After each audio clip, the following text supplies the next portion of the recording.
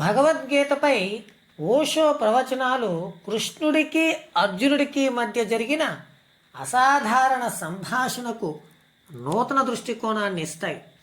కృష్ణుడి బహుముఖ వ్యక్తిత్వంలోని ఒక తెలియని కోణాన్ని అవి బహిర్గతం చేస్తాయి. బహుశా ఓషో కన్నా ముందుగా కృష్ణుడి అంతర్దృష్టిని ఎంత లోతుగా ఎవరూ అవగాహన చేసుకోలేదు. కృష్ణుడిని భగవంతుడి అవతారంగా భావిస్తారు. కృష్ణుడు పూర్ణావతారం అయినప్పటికీ మనోవైజ్ఞానికవేత్తగా ఆయనకు ఉన్న ప్రతిభపై ఎంతవరకు ఎవరూ దృష్టి సారించలేరు. ఓషో జ్ఞానోదయాన్ని సిద్ధించుకున్న 20వ శతాబ్దపు సద్గురువు. వేలాది సంవత్సరాల క్రితం అర్జునుడు అన్వేషించినట్లుగానే ఆధ్యాత్మిక అన్వేషణలో ఉన్న సమకాలీన మానవుడు ఇంకా సులభంగా అవగాహన చేసుకోగలిగేలా ఓషో సనాతన ప్రజ్ఞను ఆధునిక భాషలోకి అనువదించారు.